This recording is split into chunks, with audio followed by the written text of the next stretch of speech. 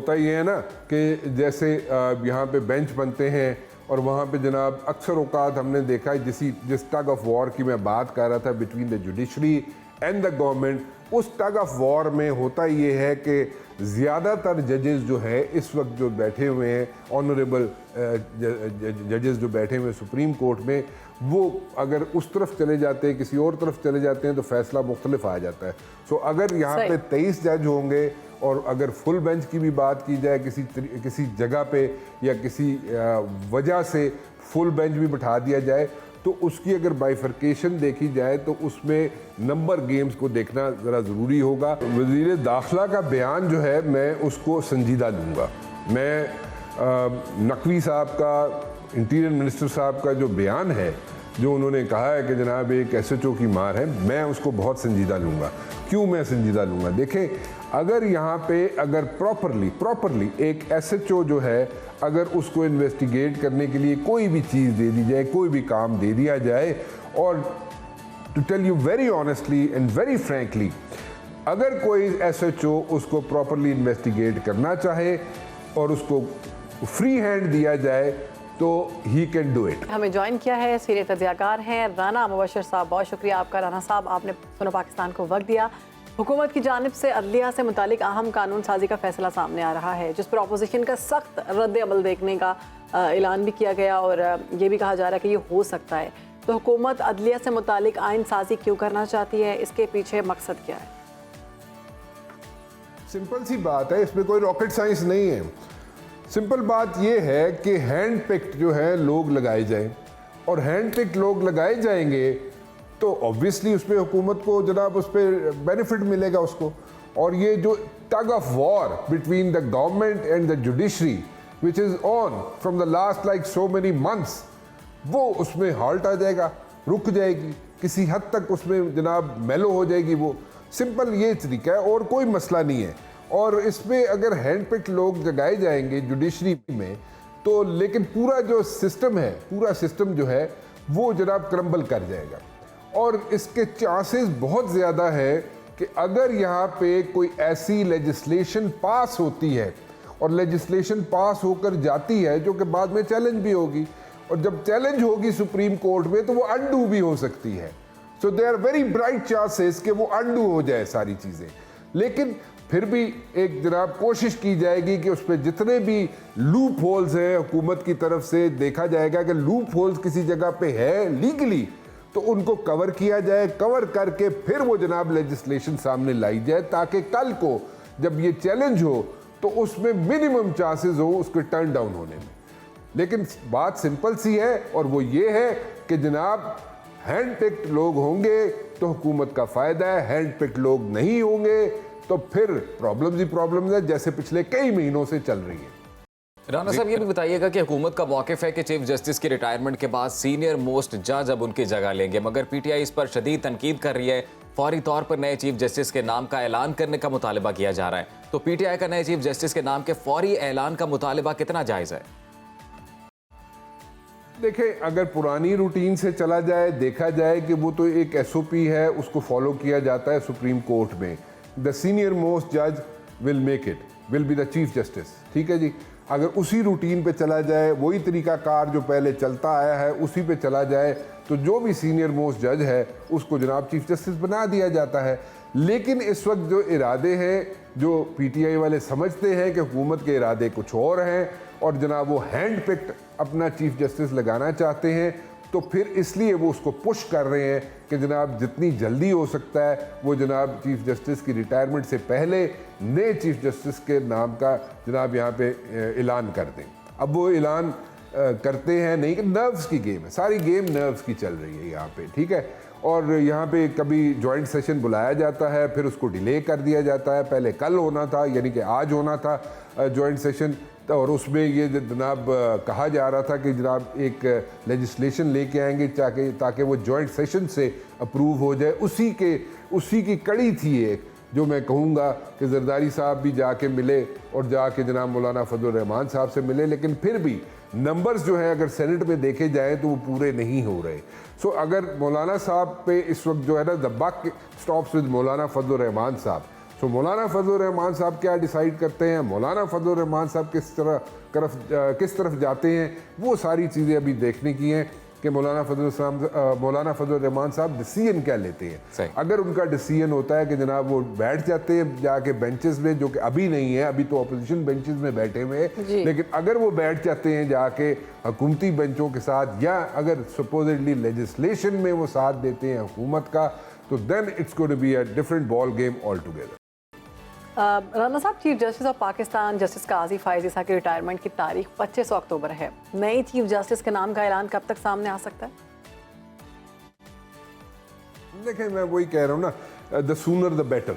ठीक है, जल्दी अगर फैसला आ जाता है, जल्दी अगर नाम सामने आ जाता है तो बेहतर है, नहीं तो ये क्राइसिस जो है ड्रैग करेगा, स्ट्रेच करेगा, और ये क्राइसिस में सारा काम चलता रहेगा। और ऊपर से अगर लेजिस्लेशन आ जाती है तो फिर एक और यहाँ पे जनाब मसला खड़ा हो जाएगा। So basically the sooner the better, जितनी जल्दी हो सके उस पर जनाब फैसला कर दिया जाए तो बेहतर है कि जनाब ये नए चीफ जस्टिस होंगे। अगर नहीं होगा तो फिर देन इट्स वेरी ऑब्वियस कि they have like a lot in their sleeves. उनके पास और बहुत से तरीक़ाकार हैं हुकूमत के पास जो वो अपनाना चाहते हैं, जिसकी वजह जिसमें जजेस की तादाद भी है ज़्यादा, जिसमें जनाब सुप्रीम कोर्ट के चीफ जस्टिस कौन होंगे, वो सारी चीज़ें सामने आ सकती हैं और वो सारी चीज़ें उनके पास हैं, वो करना चाहते हैं। इसलिए यहाँ पे पीटीआई पुश कर रही है उनको बार बार कि जी जल्दी करो, तुसी चीफ जस्टिस का नवें ना दे दियो। So let's see what's going to happen, but it's a situation. Rana साहब, जजेस की तादाद का भी जिक्र किया आपने, इसी से मुतालिक सवाल है। तो खबरें ये बिल्कुल आ रही हैं कि हुकूमत ने सुप्रीम कोर्ट के जजेस की तादाद में इजाफा करने का फैसला किया है और अब जो जजेस की तादाद है वो 23 कर दी जाएगी। सुप्रीम कोर्ट के जजेस की तादाद में इजाफे का मकसद क्या है? देखें, होता ये है ना कि जैसे यहाँ पे बेंच बनते हैं और वहाँ पे जनाब अक्सर औकात हमने देखा है जिस टग ऑफ वॉर की मैं बात कर रहा था between the judiciary and the government, उस टग ऑफ वॉर में होता ये है कि ज़्यादातर जजेस जो है इस वक्त जो बैठे हुए हैं, ऑनरेबल जजेस जो बैठे हुए हैं सुप्रीम कोर्ट में, वो अगर उस तरफ चले जाते हैं, किसी और तरफ चले जाते हैं तो फैसला मुख्तलिफ आ जाता है।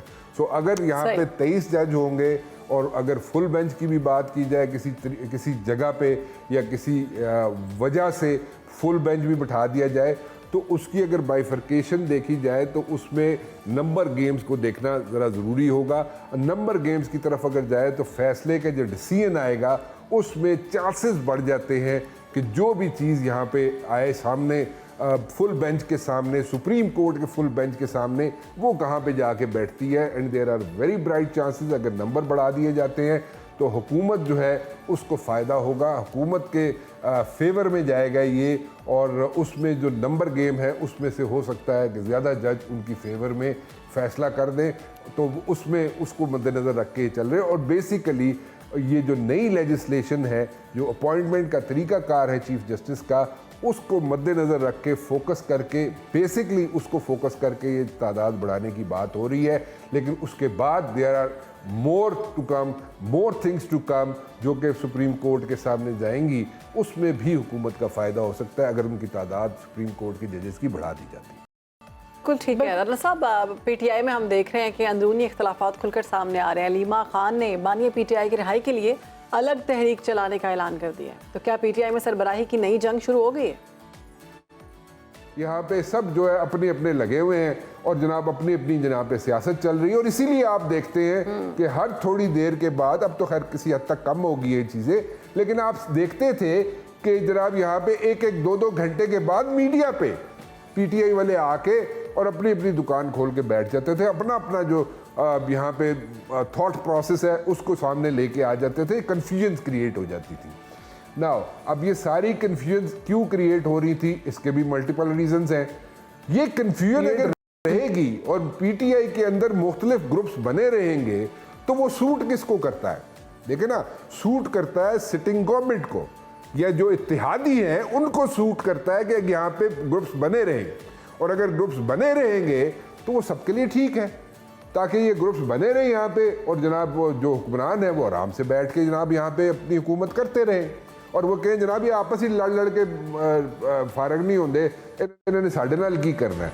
और इसी वजह से आप देखें यहाँ पे पीटीआई जो है दिन ब दिन जो है यहाँ पे इश्यूज खड़े हो रहे हैं उसके। कोई कहता है जनाब जलसा हो सकता है, कोई कहता है जी जलसा नहीं हो सकता, कोई कहता है जनाब यहाँ पे ये इमरान खान ने कहा है, कोई आग कहता है नहीं जी इमरान खान ने फला कहा था जी, और लेकिन मतलब उसका ये था जी, लेकिन इमरान खान ने जो जिन बंदों को 4 बंदों को कहा जी उसने ये कहा था, लेकिन जनाब वो वहाँ पे सो कन्फ्यूजन, डिसेप्शन।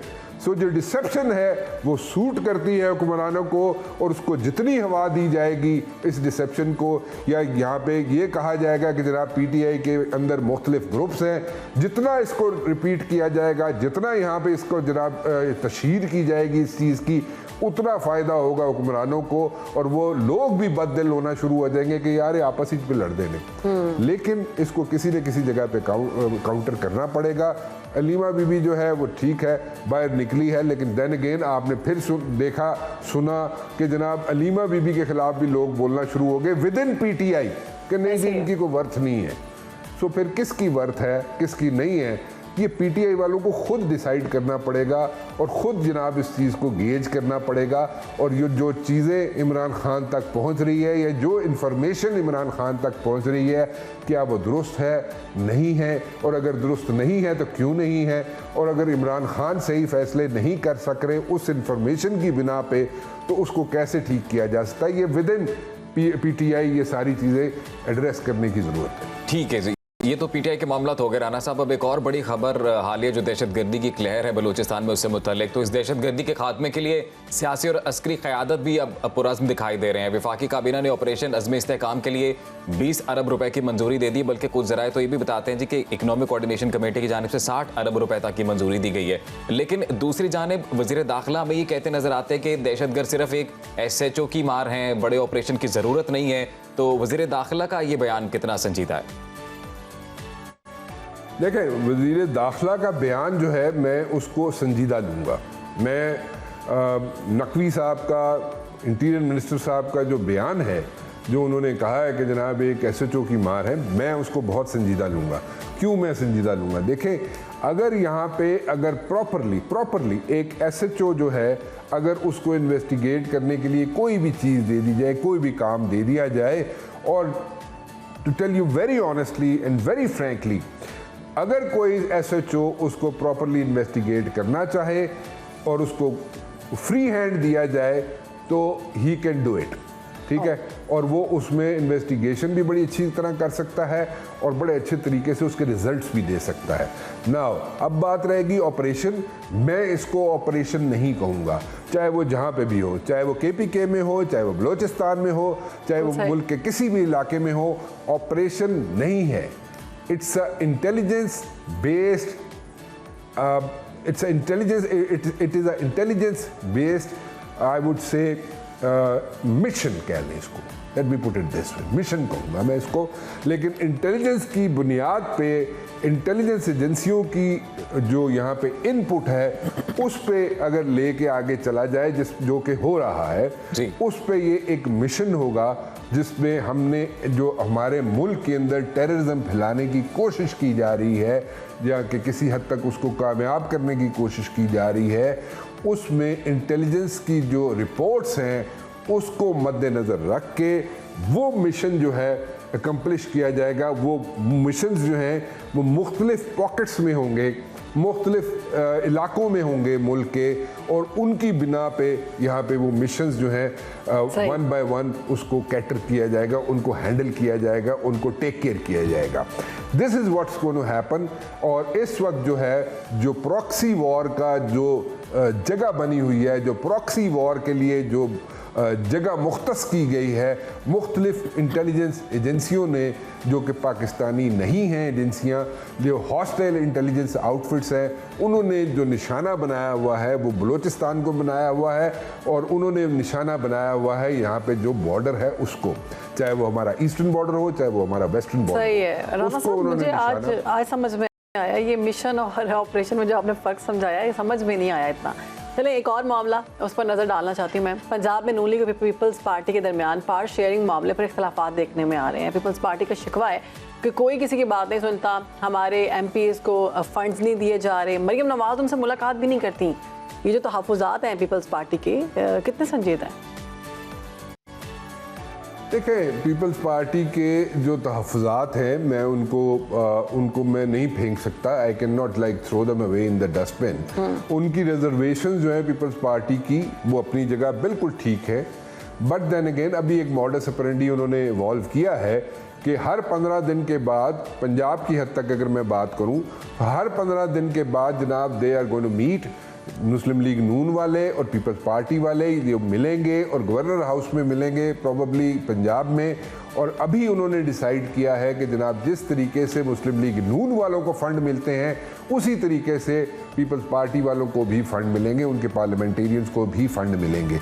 लेट्स सी अगली 15 रोज़ के बाद व्हेन दे मीट, क्या ये इस पे कोई अमल दरामद होता है, नहीं होता है। लेकिन अभी तक ये कहा जा रहा है कि जो फंड्स मिले हैं मुस्लिम लीग नून वालों को वही फंड्स मिलेंगे पीपल्स पार्टी वालों को, पंजाब की हद तक की मैं अभी फ़िलहाल बात कर रहा हूँ।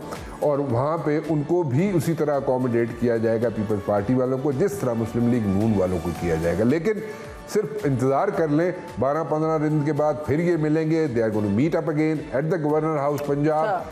फिर उसके बाद पता चलेगा कि इस पे अमल दरामद हुआ कि नहीं हुआ। लेकिन अभी तक इनकी अंडरस्टैंडिंग ये है कि जनाब ये हर 15 दिन के बाद मिला करेंगे और इनके साथ उसी तरह बर्ताव होगा पीपल्स पार्टी वाले पार्लियामेंटेरियन के साथ जिस तरह मुस्लिम लीग नून वालों के साथ होता है। बहुत शुक्रिया आपका तज़किया मुबशिर राना साहब, आपने वक्त दिया सुनो पाकिस्तान को और जितनी भी पॉलिटिकल सिचुएशन इस वक्त है, जो पॉलिटिकल हैपनिंग्स है उस हवाले से अपना तज़किया पेश किया जी।